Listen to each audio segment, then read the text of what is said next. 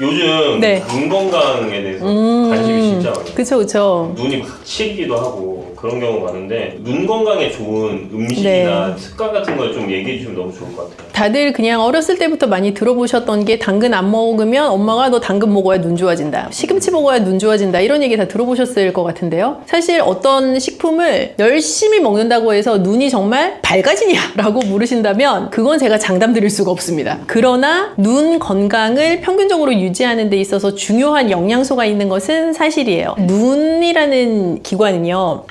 아주 미세한 신경 조직과 혈관 조직 기관이거든요. 그래서 눈 건강에 좋은 영향을 보려면 진짜 말초까지 영양이 충분히 공급이 되어야 된다는 뜻이기도 해요. 그래서 평균적으로 좋은 영양 상태를 가지고 있어야 되는 건 너무 당연하고요. 그리고 눈 건강에 특별히 강조하고 싶은 영양소가 요즘 많이들 영양제로 챙겨 드시는 뭐 루테인이나 제아젠틴 같은 경우도 뜨는 영양소이지만 전통적으로는 비타민 A, 오메가3 그리고 각종 비타민, 미네랄 같은 아주 미량 영양소들 그런 것들이 잘 밸런스가 합쳐져서 눈 건강에 영향을 미치게 되죠. 그러면 비타민 A에는 눈에 어떤 영향을 미치나요? 비타민 A 자체는 내 눈의 전반적인 건강을 보호하는 역할을 해요. 우리 왜 예전에 기억을 더듬어 보시면 가정가사, 요즘은 그 뭐라고 부르나요? 가정가사 아니고 무슨 과목이 있지 않을까? 중학교, 고등학교에? 기술과정. 기술과정, 다음 세대, 가정가사 다음에, 실과, 지금 저 아저씨들, 실과, 네, 기억하시죠? 뭔가 하여튼 그런 시간에 무슨 영양소가 부족하면 무슨 증상이 온다라는 게 있었는데, 비타민 A가 부족하면 무슨 증상이 온다고 했더라? 야맹증. 그쵸. 야맹증이 온다고 했단 말이야. 야맹증이라는 증상이 뭐예요? 밤에 잘 안 보이는 거거든요. 그러니까 결론적으로는 비타민 A가 부족하면 눈이 정상적으로 보여야 하는 작용을 못하게 된다라는 뜻인 거예요. 그 말 돌려서 생각해보면 비타민 A가 제대로 대사가 되고 내가 충분한 비타민 A를 섭취를 하고 있어야만 내 눈 건강에 좋은 영향이 있다라는 뜻이기도 하겠죠. 비타민 A의 대표가 될 수 있는 식품들은 또 어떤 게 있을까요? 비타민 A는 크게 식물성 재료에서부터 섭취할 수 있는 비타민 A랑 동물성 재료에서 섭취할 수 있는 비타민 A로 나눌 수가 있어요. 식물성 재료에서 섭취할 수 있는 비타민 A는 베타카로틴이라는 고유의 이름을 가지고 있고 단호박편을 참고하세요. 베타카로틴이라는 식물성 재료에서부터 오는 식물성 비타민 A는요. 내가 섭취하고 나면 내 몸속에서 활성형 비타민 A로 변신하게 되고 그 활성형 비타민 A로 변신을 해야만 내가 비타민 A를 섭취했을 때 노리는 효과를 체내에서 다 누릴 수가 있고요. 동물성 비타민 A 자체는 애시당초 활성형 비타민 A에 해당을 하기 때문에 변신을 하는 과정이 필요하지는 않지만 동물성 비타민 A가 가지고 있는 강력한 비타민 A로서의 효과 외에 식물성 재료가 가지고 있는 고유의 장점들이 있잖아요. 베타카로틴과 활성형 비타민 A를 같이 선택하시는 건 굉장히 중요하죠. 색깔이 뚜렷한 채소에 베타카로틴이 많다고 말씀드렸잖아요. 녹황색 채소들, 뚜렷한 주황색을 내는 채소들, 전구체에 해당하는 베타카로틴이 많고요. 동물성 재료 중에서는 간, 순대 먹으러 가면 간 주시죠? 그 간이 비타민 A의 집합체입니다. 그래서 예전에 몸이 아주 허약해서 눈의 건강에까지 완전히 안 좋은 영향을 끼치게 되는 상태로 허약해진 아이들에게는 간을 먹이기도 했었어요. 정말 아주 강력한 영양이 농축되어 있는 재료에 해당하고요. 간에 비타민 A가 많고 달걀 노른자에도 비타민 A가 많죠. 그런 재료들을 잘 섞어서 드시면 좋습니다. 간을 그러면은 생으로 먹기도 하고 익혀서 먹기도 하잖아요. 네, 똑같습니다. 효과는 똑같아요? 네, 같습니다. 같은데 비위가 약하거나 혹은 아주 프렌들리한 모양새는 아니잖아요. 힘들어하시는 분들은 익힌 것도 충분히 좋아요. 오메가3에는 대표적인 음식이 어떤 게 있을까요? 오메가3는 불포화 지방산의 대표적인 종류죠. 그래서 오메가3가 많은 재료는 등푸른 생선류, 고등어, 삼치 그런 데 오메가3가 많고요. 식물성 기름에서도 오메가3를 섭취를 할 수가 있어요. 오메가3가 눈 건강에 무슨 좋은 영향이 있어 라고 하시면 우리가 눈이 뻑뻑해요 라고 말씀하실 때 뻑뻑해요 라는 증상은 말씀하시지만 왜 뻑뻑한가에 대해 생각해보면 눈물샘 자체가 부드럽게 윤활이 안 돼서 뻑뻑한 경우들이 있는데 있는데 오메가3가 그런 데 좀 도움이 되죠. 그럼 아까 말씀하셨던 기타 소량 영양소, 비타민 C, 아연, 네. 셀레늄 이런 거는 또 어떤 도움? 지금 PD님이 읊으신 그 영양소들의 공통점은 이름이 다 다르고 화학적으로 생긴 모양새도 다 다르지만 강력한 항산화 영양소들이죠. 눈도 늘 외부에 노출되어 있는 기관일 뿐 아니라 나이가 들수록 눈도 산화 스트레스에 계속 강력하게 노출이 되거든요. 항산화 영양소를 충분히 섭취하시는 것은 눈 건강에 아주 중요하죠. 대표적인 식품이 어떤 게 있을까요? 대부분 새콤한 맛을 낼 수 있는 과일들 혹은 견과류 그런 것들이 많죠. 저번에 말씀하셨던 키위 이런 것도 네, 해당 사항이 있을 수 있어요. 그리고 요즘 뜨고 있는 루테인, 제아잔틴. 네, 루테인이나 제아잔틴 같은 경우는 영양제로만 먹어야 된다고 생각하시는 분들이 계실 수 있는데 영양제로 드셔서 효과를 보시는 분도 있지만 잘 모르겠던데 라고 하시는 분들도 꽤 계실 수 있어요. 오히려 식품을 통해서 섭취를 하시면 루테인, 제아잔틴 외에도 그 식품이 가지고 있는 고유의 다른 영양소를 같이 섭취하실 수 있어서 더 좋을 수가 있는데요. 특히 추천드리고 싶은 재료는 케일이에요. 그냥 먹으면 씁쓸하기도 하고 식이섬유소가 아주 강력하게 들어있어서 좀 질깃한 느낌이 나기도 하고 하는데요. 케일 자체에 루테인이 진짜 아주 풍부하게 들어있어서 사실 루테인의 보고라고 해도 과언이 아니고 파프리카 종류들도 좋아요. 노란 파프리카 같은 경우도 제아잔틴이 아주 많이 들어있는 그런 재료에 해당합니다. 케일 같은 경우는 네. 사람들이 그거를 주스로도 먹기도 하잖아요. 그쵸. 케일 주스로 드시는 것도 괜찮고 케일을 활용하실 수 있는 다른 여러 메뉴들 중에 저는 케일 쌈밥도 되게 좋다고 생각해요. 케일을 살짝 데쳐서 밥을 넣고 돌돌 말아가지고 드시는 요리인데 굉장히 간단하게 주먹밥처럼 한 끼 대용으로 드시기에 충분하기도 하고 언젠가 우리가 한번 했던 얘기 중에 생채소를 먹는 것보다 데쳐서 먹으면 더 많이 먹을 수 있다고 말씀드렸잖아요. 케일도 데치고 나면 부드러움이 가미되기도 하고 생케일에서 느낄 수 없었던 촉촉한 맛도 나서 케일 쌈밥도 되게 좋은 요리죠. 이런 것들을 충분히 섭취할 수 있는 그런 요리 레시피라는 게 또 따로 있을까요? 쉽게 생각을 하시면 제아잔틴은 약간 노란색이 나는 재료에 많이 들어있다고 생각하셔도 되거든요. 그래서 노란 파프리카에도 많고 아주 노랗게 잘 익은 옥수수에도 많아요. 옥수수, 파프리카 이런 것들을 활용한 레시피는 어떤 것이든 좋은데 보통 눈 건강 고민하시는 분들은 저는 두 부류인 것 같아요. 애를 키우고 있는데 애들의 눈 건강을 좀 좋게 하는 음식을 주고 싶은 어머니거나 혹은 내가 나이가 들어가면서 눈이 이래갖고 안 되겠는데? 라는 생각이 드시는 분들이거나 하는 가능성이 높을 것 같은데 각각 추천을 해보자면 애들은 아무리 너 이거 눈에 좋아 먹어라고 해도 막 케일 주스 이런 건 안 먹을 거란 말이죠, 걔네가. 그래서 저는 약간 달콤한 옥수수 스프 같은 것도 괜찮은 것 같아요. 애들한테는 편하게 먹을 수 있으면서도 그 먹는 것에 대한 거부감이 들지 않게 해주는 제아잔틴이 풍부하게 들어가 있는 옥수수 스프 추천드리고 싶고 식재료에 대한 거부감이 좀 덜하다? 그러면 시금치 같은 것들도 같이 넣어가지고 뭐 달걀이랑 요리한 것들도 눈 건강에 좋은 요리에 해당할 수 있고요. 연세가 좀 드셨으면 오트밀 죽 같은 거 끓이면서 케일을 같이 썰어서 넣는다거나 하는 것들도 좋은 메뉴죠. 그럼 눈 건강에 해로운 음식이나 피해야 될 게 있나요? 음식이요? 네. 음식이라기보다는 휴대폰을 자꾸 보시는 걸 안 하셔야겠죠.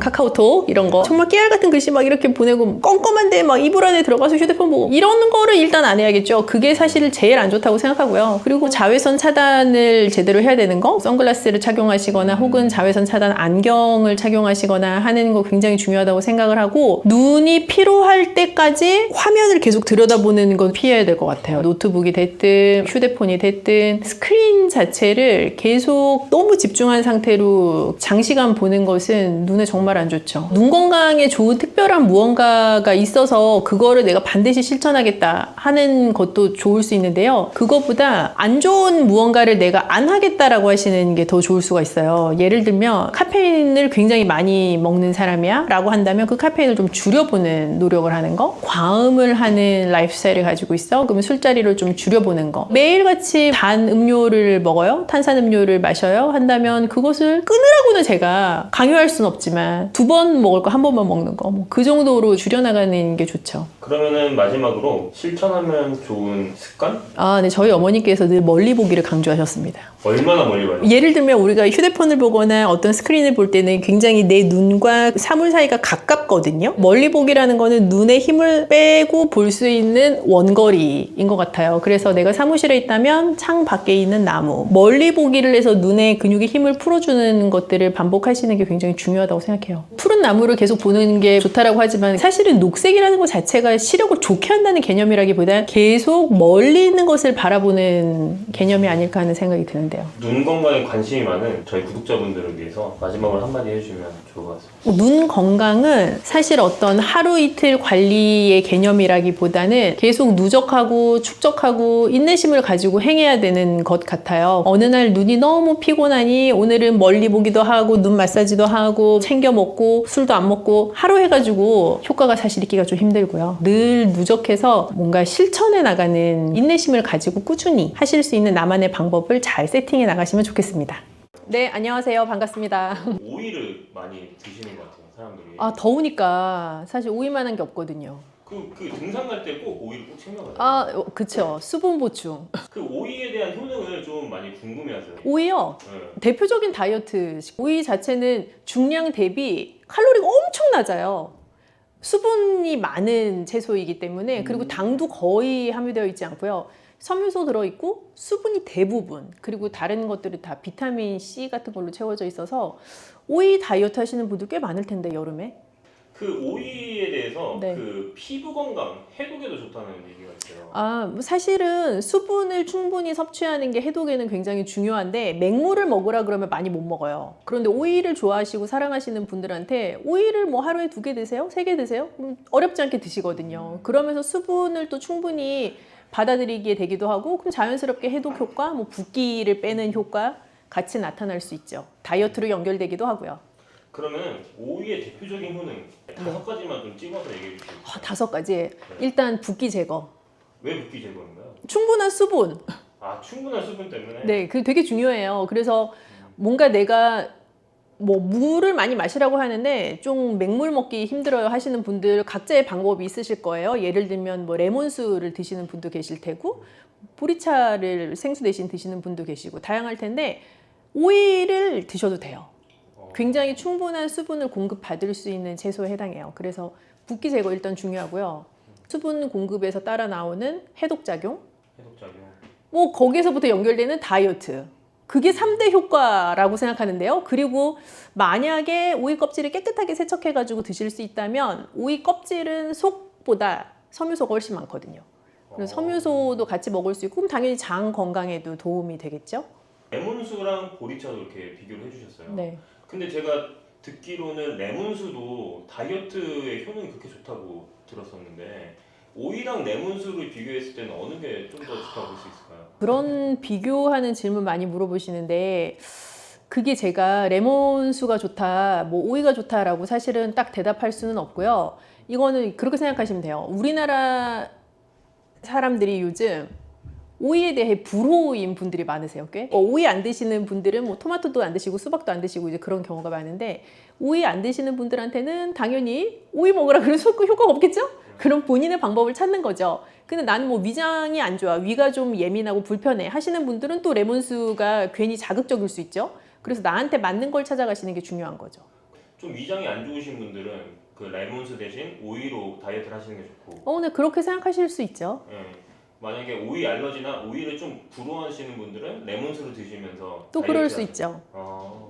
제가 듣기로는 그 체온 조절에도 도움이 된다고. 체온 조절이요. 근데 네. 보통 이제 여름에 막 덥고 무덥고 아까 산에 가는 얘기도 하셨는데 막 무더울 때 등산 가고 하면 굉장히 열이 빠르게 오른단 말이죠. 이제 그럴 때 예를 들어 이온 음료나 스포츠 음료 혹은 생수를 마셔서 내 몸의 체온을 급격하게 다운시키는 것보다는 오이처럼 약간 중화된 방법으로 체온을 조절하는 게 더 권장되기도 하거든요. 그래서 조금 천천히 적정한 밸런스로 체온을 돌이킬 수 있다는 장점이 있죠. 그럼 땀이 많이 났어요. 그럼 땀이 난다는 거는 수분만 빠져나가는 건 아니거든요. 내 몸에 있는 전해질이 같이 밖으로 나가는 건데 그렇기 때문에 스포츠 음료, 이온 음료를 먹으면 수분도 먹는 거지만 전해질도 같이 공급을 받는 거라 생수보다는 이온 음료가 오히려 빠르게 수분과 전해질을 보충할 수 있다. 라고들 알고 계시고 그거는 맞는 말이긴 해요. 그런데 내가 굉장히 막 머리 끝까지 열이 오른 상태인데 정말 막 이가 시리고 차가울 만큼의 그 음료를 벌컥벌컥 마셔서 내 속은 굉장히 빨리 차가워지고 내 밖에는 아직 열이 남아있는 상태보다 내가 그냥 천천히 씹어 먹으면서 내부의 열을 같이 중화시켜 내보낼 수 있는 오이 같은 방법이 조금 더 안전한 방법일 수 있는 거죠. 나이가 들수록 더 그렇고요.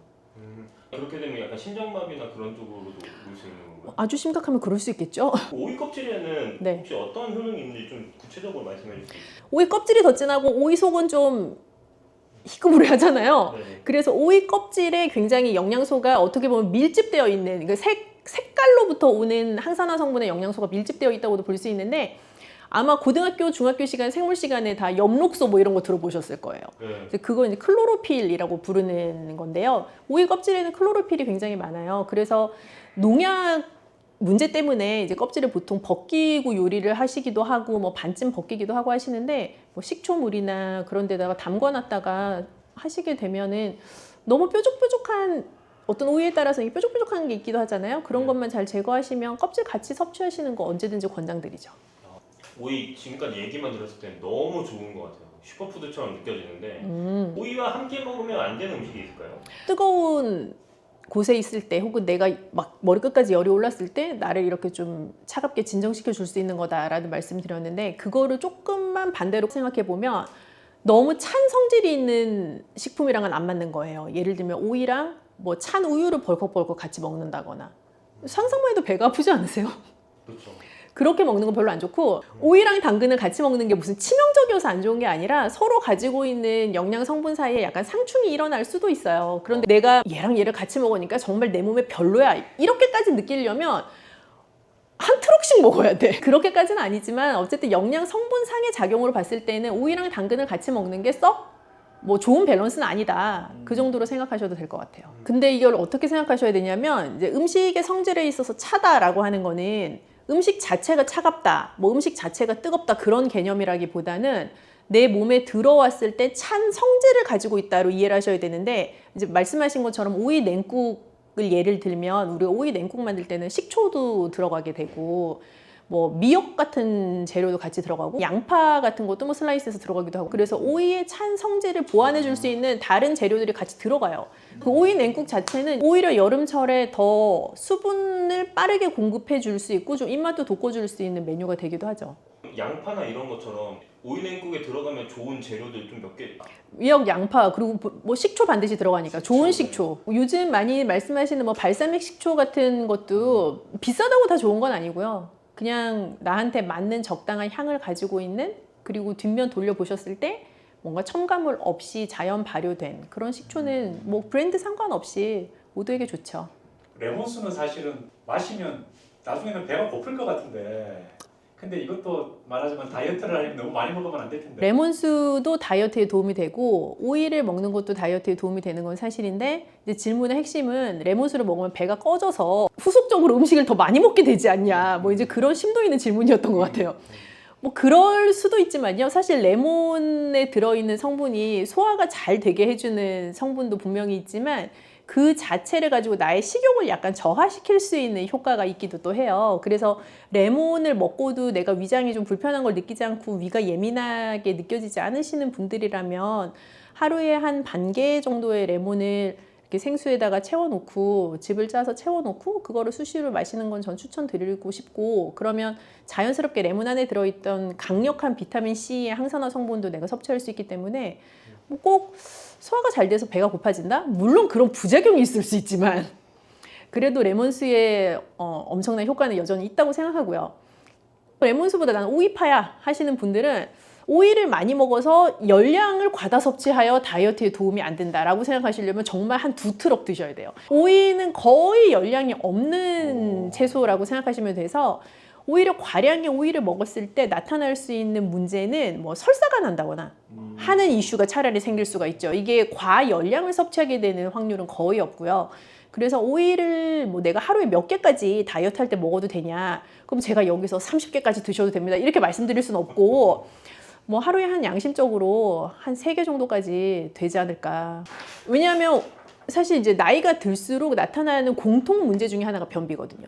그래서 변비 환자에게 우리가 일반 젊은 성인들이 먹고 약간 복통과 설사를 유발할 수도 있는 그런 재료를 주어서 화장실을 잘 가게 해도 되냐, 굉장히 위험한 발상이에요. 그래서 변비라는 게 여러 이유에서 비롯될 수가 있는데, 우선 노년기에 찾아오는 변비의 이유는 크게는 2가지예요. 이제 식사량 자체가 많이 줄어서 내가 위에서 먹어야 밑으로 내려갈 게 있는데 이제 그렇게 할 만큼 밀어내줄 수 있는 게 없어서 변비가 오기도 하고, 2번째는 모든 소화기관은 결국 근육의 작용이에요. 그래서 내가 근력 자체가 점점 빠져나가기 때문에 이제 소화를 이게 꿈틀꿈틀거리면서 시켜줄 수 있는 힘이 많이 딸리게 되고 그래서 변비가 올 수가 있거든요. 그 두 가지 이유 모두 다 사실은 어찌 보면 자연스러운 노화의 과정이기는 한데 변비라는 건 굉장히 괴롭죠. 그러나 뭔가 배탈을 유발할 수 있을 것 같은 뭐 찬 우유 이런 거를 먹고 화장실에 가야지 그건 되게 위험해요. 그래서 전혀 권하지 않습니다. 우리 어릴 때는 요즘은 뭐 마스크팩 같은 게 많지만 그치. 그때는 너도 나도 얼굴에 오일을 붙이고 있었는데 그렇죠. 이게 아주 훌륭한 질문입니다. 한 3주 동안 다뤄야 되지만 이제 피부 건강과 먹는 것에 대한 얘기를 또 해야 되거든요. 예전에 이렇게 얇게 오이 썰어가지고 이렇게 붙이고 있고 뭐 엄마들이 화들짝 놀라서 일어나면 오이 막 떨어지고 막 이런 그 시절에 말이죠.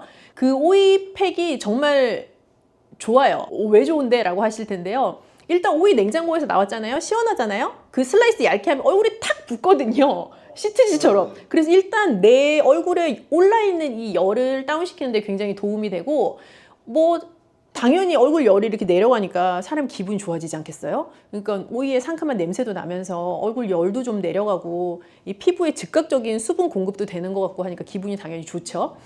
그래서 여러 이 마스크팩들도 보면 뭐 여기에 뭐 콜라겐이 들어있어요. 뭐 각종 비타민 C, 비타민 A가 들어있어요. 그런 류의 마스크팩들이 많은데 사실 다 들어보면 그 영양소란 말이죠. 그거를 내가 얼굴에 붙이고 있는 게 좋으냐? 내가 먹는 게 좋으냐라고 하면 단연코 2번입니다. 예를 들면 내가 콜라겐을 얼굴에 붙이는 게 좋냐? 뭐 콜라겐을 크림으로 바르는 게 좋냐? 아니면 콜라겐이 들어있는 음식을 먹는 게 좋냐라고 하면 노리는 효과는 같거든요. 내 피부에 콜라겐이 채워지기를 원하는 효과인 건데 내 얼굴에 붙이고 있다고 해가지고 그 콜라겐이 내 피부 밑에 콜라겐을 필요로 하는 곳까지 내려가는 건 아니에요. 근데 먹는 것도 결국에 어떻게 생각하면 마찬가지 아니야? 라고 생각하실 수 있지만 먹는 것은 피부에 붙이고 있는 것 대비해서는 훨씬 대사라는 과정이 있기 때문에 결국 내가 원하는 목표를 조금 더 잘 달성할 수 있게 하는데 도움이 되죠. 몸에 안 좋은 거를 안 먹는 게 더 빠를 수 있어요.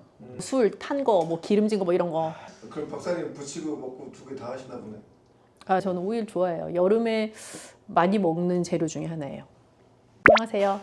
우유를 평생 안 드시다가 어느 뭐 70세, 80세 돼서 갑자기 드시는 분은 안 계실 거예요. 그죠? 네. 그래서 뭔가 우유에 대한 내가 노출되었던 마셔보았던 경험치라는 게 개개인마다 다를 수가 있는데요. 우유를 드시고 조금 불편해라고 하시는 분은 그냥 한마디로 딱 우유 먹으면 더부룩해 소화가 안 돼 라는 표현을 하시는 분들이 많으시거든요. 그래서 그런 증상이 내 개인적으로 과거에도 있었고 지금도 뭐 가끔 우유 마시면 그런 증상이 있다면 혹은 우유가 들어간 음료, 예를 들면 라떼 이런 걸 먹었을 때 그런 증상이 있다면 그분은 우유 자체가 조금 소화하기 힘드신 분일 수도 있죠. 그러면 우유랑 함께 먹으면 네. 소화에 부담을 줄 수 있는 음식이 혹시 있을까요? 저지방, 무지방 우유가 아니고서는 우유 자체는 단백질도 되게 많고 지방 함량도 높은 음식이에요. 그래서 우유를 드실 때 무엇을 같이 먹느냐에 따라 똑같은 우유라도 소화가 오늘 좀 유독 불편한데 라는 생각을 하시게 될 수도 있는데요. 위에 머무는 시간이 긴 음식, 예를 들어서 빵이랑 우유를 같이 먹는 경우도 많잖아요. 근데 뭐 소화 기능도 이렇게 딱 썩 훌륭하지 않은 분인데 통곡물에 막 탄수화물 밀집적으로 들어있는 그런 빵이랑 우유를 같이 드시면 그 빵 자체가 위에 머무는 시간이 길단 말이죠. 그렇게 우유랑 드시게 되면 조금 힘들 수가 있어요. 그래서 지방이 너무 높은 음식도 우유랑 같이 드시면 위에서 부담이 갈 수 있고요. 단백질 함량이 너무 높은 음식도 우유랑 같이 드시면 힘들 수 있어요. 그러면 고기랑은 절대 안 어울릴 수도 있겠네요. 그렇게 생각하셔도 되죠. 우유랑 고기를 동시에 드시는 거는 소화기관 위 입장에서는 부담이 되죠. 그 부담을 줄 수 있는 것 중에 하나가 좀 가스가 찼을 때도 그럴 수 있잖아요. 그쵸. 가스가 찬다 하면 사실 이제 위의 문제라기보다는 장애 이슈인 경우가 더 많은데요. 위는 내가 음식을 입으로 섭취해서 식도를 따라 넘기고 나면 첫 번째로 만나는 소화기관이 이제 위의 역할은 강력한 위산을 분비를 해서 단백질을 소화시켜 나가는 게 이제 위의 본연의 기능이에요. 그래서 위에 체류하는 시간이 긴 음식이라는 것은 단백질 함량이 아주 높거나 혹은 지방 함량이 높은 것들이 이제 위에 체류하는 시간이 일반적으로 긴데 그런 음식을 우유랑 같이 먹게 되면 위산의 역할이 적정하게 이루어지지 않은 상태에서 계속 위에 체류하는 시간이 길어지니까 더부룩하다라는 느낌을 갖게 되는 것이고 우유를 찬 성질의 식품과 같이 먹었을 때는 이제 하복부에서 가스가 찬다라는 느낌 받으실 수가 있죠. 그래서 그 위가 무겁고 더부룩한 거랑은 좀 살짝 다른 느낌일 수 있어요. 그 과일이랑은 조합이 괜찮아요. 과일이랑도 별반입니다. 왜냐하면 우유에 있는 성질과 우리가 예를 들어서 시트러스 계열, 뭐 신맛이 많이 나는 감귤류, 뭐 이런 거를 같이 먹게 되면 우유 자체는 그 산성 성분이랑 만났을 때 약간 유막을 형성하면서 굳는 형태를 보이게 돼요. 우리가 그걸 커드라고 부르는데 그런 커드를 형성하게 되는 형태로 위에 머물게 되는 시간이 이제 생길 수 있는 거예요. 그래서 우유랑 산성 성질이 높은 과일은 궁합이 별로 좋지 않아요. 그리고 찬 성질을 내는 과일과 우유를 함께 먹는 것도 썩 좋지는 않습니다. 우유는 어느 것과도 좀 조합이 안 좋을 것 같은데. 잘 익은 바나나를 우리가 쉐이크를 만들 거다라고 하면 우유랑 같이 넣어서 갈아서 드시기도 하시잖아요. 네. 그건 맛도 괜찮고 또 뭐 딱히 내 소화기관에 부담을 주는 형태의 조합도 아니고요. 그 조합에 연두부를 넣어서 같이 가셔도 돼요. 그러면 연두부요? 네, 두부에 있는 단백질도 섭취하면서 아까 단백질이랑 같이 먹으면 위에 머무는 시간이 길다고 하지 않았나? 근데 이 쉐이크, 연두부라는 것으로 만들어진 쉐이크는 이미 많이 갈아진 상태, 부드러운 상태이기 때문에 위에서 뭐 그렇게 크게 분해할 일이 많이 없어서 닭고기와 우유를 같이 먹는 것처럼 내 위에 부담을 주진 않아요. 그래서 그런 류의 페어링은 나쁘지 않고 뭐 삶은 달걀과 우유를 같이 먹는 것도 나쁘진 않습니다. 그거는 아주 과량의 단백질이나 조직이 단단하게 형성되어 있는 단백질을 먹는 것은 아니기 때문에 그런 조합도 괜찮아요. 그리고 보통 아침에 좀 네. 뭐 먹을 때 보면은 토스트, 계란 이렇게 해가지고 우유랑 같이 먹는 경우도 있잖아요. 근데 이제 흰빵을 토스트해서 드시는 경우가 이제 많으실 것 같은데 이제 그런 흰 식빵 같은 경우는 탄수화물이 아주 밀도 있게 들어있는 예를 들어 호밀빵 같은 거랑은 또 조금 달라요. 그래서 그거는 위 내에서 좀 부드럽게 넘어갈 수 있는 조직감이기 때문에 우유랑 같이 드셔도 크게 본인이 부담을 느끼지 않는다면 괜찮고요. 조직감이 아주 빡빡한 그런 빵이랑 우유를 아침에 드시게 되면 조금 부대낀다라는 생각이 드실 수 있죠. 보통 우유를 먹을 때 그 상식적으로 매운 음식 먹을 때도 우유를 좀 같이 먹잖아요. 자극적인 조합이죠. 그래서 매운 음식을 먹어서 내가 불편함을 느끼기 때문에 우유 혹은 쿨피스 이런 거 찾으시는 건데 내가 매운 음식을 먹었을 때 그 자극성 자체가 내 위 점막에서 느껴진다라는 의미로 해석을 할 수가 있거든요. 그럴 때 이제 우유를 먹게 되면 약간 산성기를 중화시켜주는 형태이기 때문에 편안함을 느끼실 수 있지만 한편으로는 뭐랄까요, 상처 난 거를 또 다른 걸로 덮는 형태이기도 한 거예요. 그래서 실제 소화의 과정에 있어서는 조금 부담을 가중시키는 행위일 수도 있어요. 근데 이것도 매운 것에 대해서 견디는 역치 자체도 개인차가 있는 것처럼 매운 거 뒤에 우유를 먹었어. 어떤 분은 너무 괜찮죠. 우유의 효과라는 게 있을 수 있다고 생각하시지만 어떤 분은 그렇게 드시고 나서 바로 화장실로 달려가시는 분도 있을 수 있거든요. 그래서 각자의 개인차는 분명히 존재할 수 있는 요법이죠. 그러면은 우유를 좀 건강하게 마시려면은 어떻게 마시는 게 좋을까요? 아까 이제 뭐 바나나랑 네네네. 연두부를 말씀해 주신 것처럼 좀 우유를 좀 건강하게 잘 먹을 수 있는 방법이 있으면 좀 좋을 것 같아요.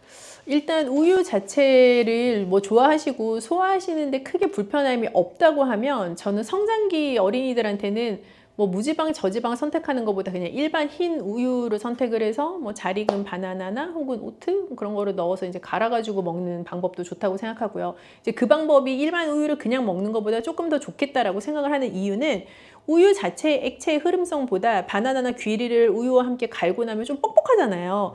그래서 목 넘김 자체가 꿀떡꿀떡 이렇게 넘어가지는 않아요. 그래서 먹는 속도도 좀 줄어들게 되고 그래서 우유를 200ml를 마신다고 해도 그냥 일반 우유 200ml 먹는 거랑 우유 200ml를 넣어서 갈아 놓은 쉐이크를 먹는 거랑 내 위에서 우유가 들어오는 속도가 다르잖아요. 그래서 좀 소화시키는데 오히려 낫다는 생각도 들고 또 비타민, 미네랄, 바나나에서 오는 거 그런 거 식이섬유 같이 섭취할 수 있는 방법이기 때문에 더 좋다고 생각 들고요. 뭐 어르신들한테 추천을 드리고 싶은 방법은 이제 식사를 하시면서 일반 밥이 잘 안 넘어가니까 뭐 죽을 드셔서 조금 부드러운 식사를 하시고 싶거나 혹은 뭐 누룽지를 끓여서 드시거나 하는 류의 식사를 한 끼 정도 대용하시는 경우가 꽤 있단 말이에요. 근데 그런 류의 식사는 굉장히 탄수화물 편향적인 성격을 가지기가 쉬워요. 그래서 그런 식사를 뭐 한 끼 정도 드시는 분들은 죽을 끓일 때 물을 넣지 않고 우유를 넣어서 같이 끓이는 것도 괜찮아요. 그러면 조금 더 고소한 맛이 나기도 하고 우유가 가지고 있는 영양 성분도 같이 먹을 수 있기도 하고요. 아 근데 이렇게 들었을 때는 뭔가 상상이 안 나는데 우유로 죽을 만든다는 게. 타락죽이 우유로 만든 죽이잖아요. 어떻게 보면 아주 고급 음식이고 서양 요리 중에 리조또라고 하는 것도 우유나 뭐 크림 베이스의 것들을 가지고 쌀알과 같이 끓인 거니까 비슷한 느낌일 수도 있죠. 그래서 우유를 물 대신 활용하셔서 죽을 끓이시는 것도 또 좋은 영양 밸런스를 가져갈 수 있는 방법이에요. 우유를 좀 건강하게 드시고 싶은 분들한테 마지막으로 좀 한마디 해주시면 좋을까요? 뭐 우유를 내가 여태까지 먹으면서 속 불편함 별로 없이 그냥 편안하게 즐기신 분들은 너무 차가운 우유를 공복에 드시는 극단적인 섭취 방법을 제외하고는 그냥 편하게 드셔도 좋을 것 같아요. 그런데 성장기 어린이들에게는 무지방, 저지방보다 일반 우유가 낫다라는 거는 저의 권고사항이고, 반대로 생각하면 점점 나이가 들어갈수록 저지방 우유 선택하시거나 무지방 우유 선택하시는 것도 하나의 방법일 수 있죠. 우유 먹으면 계속 배가 아파라는 증상을 여태까지 경험하셨던 분이라면 유당불내증이라는 증상을 가지고 계실 수가 있는데, 그 유당불내증을 가지고 계시다면 요즘은 그 락토즈 프리 우유들도 있어요. 그래서 락토 프리 우유 같은 거를 선택하셔서 드시는 것도 또 우유의 맛과 영양 성분을 즐기면서 배 아픈 것은 조금 줄여줄 수 있는 방법이 될 수 있죠. 우유를 먹어서 보통 배탈이 난다라고 하는 건 이제 장이 좀 과민해져가지고 설사를 하는 경우들이 많은데, 반대로 우유를 먹어서 소화가 안 된다는 사람들도 생각보다 제법 많던데. 아까 설명했던 거랑 약간 비슷한 개념이긴 한데, 우유를 먹어서 더부룩하다라는 느낌을 갖는 경우는 대부분 위에서 더부룩하다라는 느낌을 갖는 거고, 우유를 먹어서 가스가 찬다거나 뭐 설사가 난다라고 하는 경우들은 장에서 느껴지는 이제 증상인 경우가 많아서, 위와 장은 물론 연결되어 있는 하나의 튜브이기는 하지만 어떤 사람은 유독 위가 불편함을 많이 느끼고 어떤 사람은 좀 장 트러블이 많고, 이게 각각 가지고 있는 약점들이 다르잖아요. 소화기관 내에서 이제 그런 것들에 따라 작용을 느끼는 게 좀 다르기도 하죠. 그래서 어떤 분들은 평상시에는 뭐 우유 먹는 거 괜찮은데 뭐 컨디션 떨어진 날에 우유 먹으면 바로 화장실 간다, 이런 분들도 계시거든요. 경우에 따라서 좀 다르기도 하고요. 그러면 그게 우유만의 문제가 아니라 그냥 사람의 컨디션의 문제가 될 수도 있고. 그렇다고도 보여지고요. 그리고 우리가 어떤 음식이든 먹고 나면 그 음식을 소화시키는 데에는 반드시 소화 효소라는 것이 필요해요. 그래서 어떤 날은 소화 효소의 합성이 아주 원활하고 그 소화 효소가 잘 분비되어서 잘 작용할 수 있는 컨디션과 나의 모든 체내 구조를 갖추고 있는 날도 있지만, 어떤 날은 내가 극도로 피곤하거나 혹은 전기니에 먹었던 음식 혹은 어제 먹었던 뭐 술 뭐 이런 것 때문에 내 몸 안에서의 소화 체계 자체가 완벽하게 세팅이 안 되는 날이 있을 수 있잖아요. 이제 그런 것들에 따라 같은 음식이라도 내가 보이는 반응도 다를 수 있죠. 효소 같은 것도 좀 많이 드시는 편인데 그런 게 실제로 좀 도움이 많이 되나요? 뭐 제품의 종류와 무관하게 효소라는 제품 효과가 있습니다, 없습니다, 그렇게는 판단을 드릴 수가 없고요. 효소라는 것은 원래 내 몸 안에서 만들어지는 물질이에요. 그 효소라는 게 작용을 해서 어떤 특정한 영양소의 소화를 돕게 되기도 하는데요. 나이가 들수록 노화의 과정에 있으니까 젊었을 때만큼 효소가 만들어지고 분비되는 속도나 어떤 액션 자체가 아주 원활하다고는 볼 수는 없겠죠. 이제 그렇다 보니 밖에서 그 효소라는 것을 먹어서 내 몸 안에서 일어나는 일을 대체할 수 있는가의 문제인 건데, 원 재료를 가지고 만들어진 제품이냐, 그리고 그 효소의 활성 자체가 체내에서 어떻게 되느냐에 따라서 굉장히 다른 얘기이기도 하고요. 한편으로는 똑같은 제품을 먹어도 저 사람과 나의 효과가 다를 수 있어요. 특정한 제품이 모든 사람에게 동일한 긍정적인 목표하는 효과를 내는 것은 아니다라는 얘기로도 생각해 볼 수 있고요. 도움이 될 수도 있고 안 될 수도 있다라는. 맞아요, 네. 효소 같은 거를 먹으면 안 되는 체질이나 막 그런 게 존재할까요? 그런 거? 뭐 그렇다기보다는 어떤 분들은 이거 먹으면 좀 더 소화가 잘 되는 것 같고 뭐 좀 더부룩함도 줄어드는 것 같고, 그게 위약 효과라고 하는 플라시보 효과일 수도 있고요. 또 진짜로 그런 효과를 경험을 하시는 분들이 있을 수도 있고요. 뭐 특별한 뭐 어떤 체질에 따라 결정되는 거라기보다는 각자의 몸이 받아들이는 정도 혹은 섭취하고 계시는 그 제품의 실질적인 효능에 대한 문제인 것 같아요. 안녕하세요. 저는 영양학 박사입니다. 그레이스라고 불러주시면 좋을 것 같고요. 숙명여대 식영과에서 겸임교수하고 있고 또 영양 관리하는 회사도 대표로 운영하고 있는 여러분들의 먹는 모든 것을 책임져 드릴 그레이스입니다. 반갑습니다. 사실은 지금 네. 저희 구독자분들이 신장 쪽에 네네네. 엄청 관심이 많으세요. 네. 어떻게 하면 신장 쪽에 좋은 음식을 어떻게 먹어야 될지 그런 것도 네. 관심이 많으시는데 사실 신장이라는 조직은 우리가 무언가를 먹었을 때에 모든 최종 배출을 담당해야 하는 기관이에요. 그렇다 보니까 평생을 살면서 이 신장을 가지고 나의 모든 먹는 걸 대사하고 마지막 찌꺼기 배출까지 완료가 되어야 내 몸의 대사가 완벽하게 진행이 되는 건데 우리 되게 오래 살잖아요. 그러니까 슬슬 신장이 지쳐가는 상태로 노화가 일어나게 되고 당뇨나 고혈압 같은 질환이 있으시면 신장이 같이 부가적으로 안 좋아져요. 그래서 우리나라의 당뇨병 유병률, 고혈압 유병률이 올라가면서 신장병에 대한 유병률이 같이 상승하고 있는데 아주 특징적으로 요즘은 젊은 신장병 환자가 많아요. 신장병 환자들의 나이가 점점 내려가고 있어요. 그래서 예전처럼 정말 시니어만을 위한 질환이 아니라 20대, 30대 분들도 나 체중 체크하는 것처럼 신장 수치 어떤지 한 번씩은 체크해 보실 필요도 있어요. 신장이 안 좋아지면 어떤 일이 발생하시겠어요? 신장이 안 좋아지면 일단 찌꺼기를 배출하고 여과하는 작용 자체가 현저하게 낮아지는 건데요. 사실 신장이 단독으로 노는 기관이 아니라 이름도 보시면 신장 되게 비슷하잖아요. 그래서 심장의 역할과 작용, 신장의 역할과 작용이 서로 연결되어 있기도 해요. 그래서 우리가 고혈압 심각해지면 심혈관 질환 올 수 있다라는 얘기 하잖아요. 그러면 자연스럽게 신장 질환이 합병증으로 올 수도 있는 거예요. 또 당뇨병도 내가 생기게 되면 당뇨병성 신증이라고 해서 당뇨 환자에게 신장 질환이 동시에 나타나는 합병증으로 진행이 될 수도 있어요. 신장이 좀 건강해지려면 종합적으로 건강관리를 잘해야 합니다. 맞아요. 그래서 만성 질환이라고 부를 수 있는 대표적인 2대 질환인 고혈압, 당뇨 이 두 개만 잘 관리를 하시면 신장 질환이 합병증으로 나타나는 것은 최소한 막을 수 있고 또 신장 질환이 위험한 이유는 건강하게 돌릴 수 있는 방법이 없어요. 신장 질환은 한 번 시작되면 그냥 안 좋아지는 쪽으로 계속 가는 거예요. 예를 들어서 내가 고혈압 위험군이다, 당뇨 위험군이다 경고를 들으면 운동도 하고 식사 조절도 하고 하면서 다시 정상 수치로 돌이킬 수 있는데 신장은 특징적으로 그렇게 안 돼요. 속도를 줄일 수 있을 뿐이지 그냥 안 좋은 방향으로 계속 가는 거예요. 그렇기 때문에 더 안 좋아지기 전에 내 스스로 관리하는 게 굉장히 중요한 질환인 거죠. 그럼 내 스스로 관리할 수 있는 방법 중에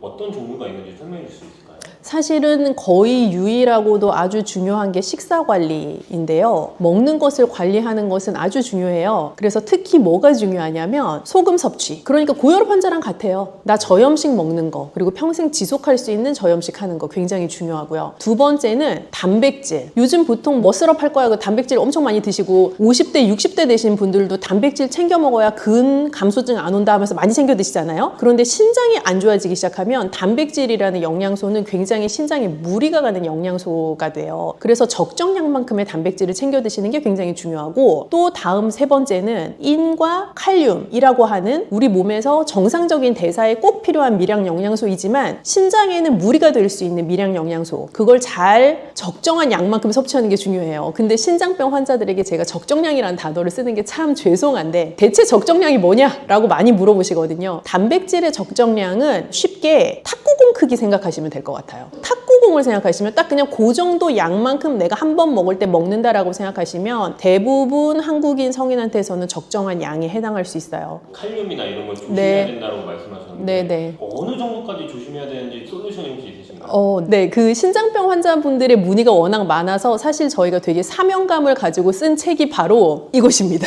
이게 뭔가요? 콩팥병을 이기는 매일 밥상이라는 책인데 사실 콩팥이라는 게 우리 신장을 부르는 순우리말 이름이거든요. 그래서 콩팥병을 이기는 매일 밥상 보시면 사실은 이 콩팥병이라는 게 제가 이긴다라는 표현을 썼지만 엄밀히는 장기적으로 관리를 하면서 나랑 평생 같이 가는 상태예요. 저는 심지어 질환이라고도 딱히 부르고 싶진 않아요. 콩팥병의 상태를 잘 관리하면서 갈 수 있는 방법을 이 책에서 여러 가지 조언을 드리고 있는데요. 콩팥병을 진단을 받으시게 되면 저는 꼭 기억하셔야 될 가장 중요한 게 여태까지 내가 알고 있었던 내 몸에 좋다고 생각했던 것이 나에게 이제 더 이상 좋지 않을 수도 있다라는 생각을 하셔야 돼요. 왜냐하면 단백질 여태까지 되게 중요하다고 생각하셨죠? 견과류 맨날 좋다고 몸에 챙겨 드셨죠? 흰밥보다 잡곡밥 더 좋다고 생각하고 챙겨 드셨죠? 빵도 뭐 심지어 흰빵보다 잡곡이 들어간 빵이 좋다고 생각하고 드셨을 텐데 등등 이러한 것들이 콩팥병 환자에게는 반대로 적용하셔야 돼요. 단백질도 소량씩 잘 나누어서 적정량 드셔야 되고 견과류인 칼륨이 많아서 그렇게 안 챙겨 드셔도 되고요. 잡곡밥도 칼륨이 많아요. 그래서 흰밥이 낫고요. 빵을 선택하실 때도 잡곡빵보다 오히려 흰빵이 나을 수 있어요. 그리고 채소류도요. 너무 많이 먹으시면 애매해요. 애매하다 함은 우리 나물 몸에 좋다고 막 열심히 많이 드시잖아요. 신장병 환자는 나물 많이 드시면 칼륨 함량이 너무 높아서 오히려 신장에 무리가 갈 수 있어요. 그렇게 내가 여태까지 알던 건강한 식생활에 대한 상식을 한번 뒤집어야 되는 이벤트가 바로 신장병을 진단받는 그 순간입니다. 사실은 물에 빠진 고기는 고기로 취급 안 한다는 분들 많으시지만 신장병 진단 받으시면 구워 먹거나 볶아 먹거나 이런 조리법보다 사실 물에 빠진 게 훨씬 좋아요. 고기도 물에 삶아 드시는 게 좋고요. 그럼 뭐 우리나라식으로 치면 보쌈이나 수육이나 그런 메뉴들이 이제 해당할 수 있겠죠. 그래서 기름기가 없는 부위를 선택하셔서 잘 삶아서 드시는 조리법이 좋고 채소도요. 볶아가지고 먹고 하는 것보다 물에 좀 데쳐서 담가 놓았다. 그랬다가 한번 살짝 저염으로 묻혀서 드시는 그게 물에 담그는 과정에서 칼륨의 수용성이기 때문에 많이 용해돼서 나가거든요. 그래서 그렇게 드시는 게 좋아요. 그러면은 양념 같은 것도 좀 조심해야 되겠어요. 네, 양념은 무조건 저염입니다. 저염이라고 하면 맛없겠다 그런 생각 많이 하시고 사실 맛없어요. 그렇게 저염으로 드시면. 그런데 이 맛을 어떻게 살릴 수 있느냐가 사실 핵심이고 기술이잖아요. 저염이라고 하면 우리가 많이 쓰는 소금, 간장, 된장, 고추장 이런 무슨 장으로 끝나는 거 많이 안 쓰는 게 저염인데 그럼 뭐 딴 거를 써야 맛있을 거잖아요. 그래서 권장할 수 있는 게 좋은 식초, 레몬즙, 좋은 카레가루, 염분이 낮지만 나의 입맛에 또 다른 킥을 줄 수 있는 양념을 쓰시면 좀 맛있게 식사를 하시면서도 또 동시에 저염으로 즐길 수 있는 방법이 돼요. 좋은 식초가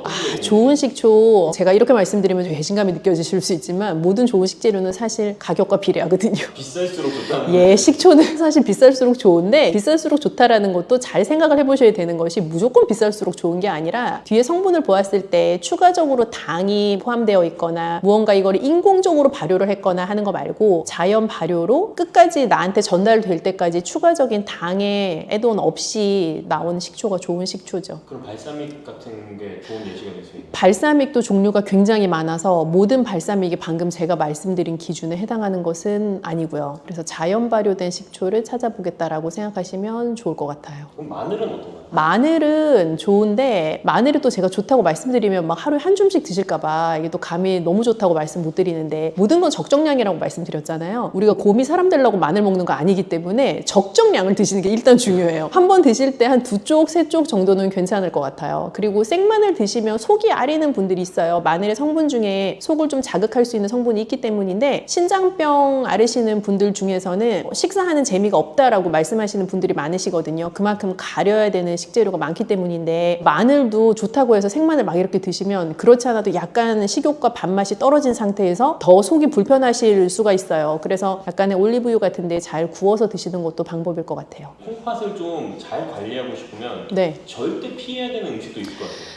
절대 피해야 되는 것은 우선 너무 가공이 많이 된 거. 이거는 사실 콩팥병 환자뿐만 아니라 모든 현대인이 일단 절대 피하면 좋은 것 중에 하나인데요. 왜냐하면 가공이 많이 됐다라는 것은 그냥 내가 상상해 볼 때 공장에서 많은 프로세스가 진행된 거를 피하겠다라고 생각하시면 돼요. 만약에 당근을 먹겠다? 그럼 밭에서 농부 아저씨가 기르고 그거를 캐서 유통하는 업자가 마트까지 갖다 놓으면 내가 먹는 거잖아요. 얘는 공장에 안 들어간단 말이에요. 그런데 무슨 햄 이러면 뭘 잡아서 갈아서 모든 과정이 공장에서 다 진행이 되고 중간중간 이 햄을 좀 더 빨갛게 보이게 하기 위한 혹은 더 맛있게 보이게 하기 위한 더 반짝거리게 하기 위한 각종 첨가물들이 들어가잖아요. 그래서 그런 공장에서 벌어지는 단계가 최소화된 것이 사람한테 좋은데 그것이 특히 신장병 환자한테는 더 그래요. 그래서 가공식품이나 초가공식품은 우선 피해 주시면 좋을 것 같아요. 고칼륨 식품은 슬프지만 녹색 잎채소는 고칼륨 식품입니다. 그래서 나물을 만들어 먹을 수 있는 모든 채소는 우선 고칼륨이라고 생각을 해주시면 좋을 것 같아요. 그래서 고칼륨 채소이지만 사실 내 몸에 필요하고 먹어야 되잖아요. 그렇기 때문에 저희가 권장드리는 방법은 채소를 사서 찬물에 1시간 정도 이렇게 담궈 놓고 그러면 이 칼륨이 수용성으로 용해되고 또 다시 한번 나물 조리하듯이 데쳐요. 그러면 끓는 물에서 다시 한번 칼륨이 용해가 돼요. 그 상태에서 저염 양념으로 살짝 묻혀 드시는 것은 고칼륨인 채소를 중칼륨이나 저칼륨으로 바꿀 수 있는 방법이 돼요. 음료는 색깔 짙은 음료는 피한다고 생각하시면 돼요. 예를 들어서 콜라, 보입니다. 이런 색깔이 진하잖아요. 그런 음료들은 인 함량이 높아요. 음료도 공장에서 나오는 제품이잖아요. 공장에서 나오는 제품들은 대부분 인이라는 영양소가 여러 첨가물에 많이 들어가 있기도 하기 때문에 인 함량이 높아요. 그래서 가공식품이 인 함량이 높은 것처럼 공장에서 나오는 다양한 종류의 음료들도 인 함량이 높은 경우가 많은데, 특히 색깔이 짙은 탄산음료일수록 그럴 수 있다라고 생각하셔도 거의 무방할 것 같아요. 제로는 대체당을 썼다 보니지 똑같습니다. 그래서 제로 음료도 신장병 환자한테는 좋지 않습니다.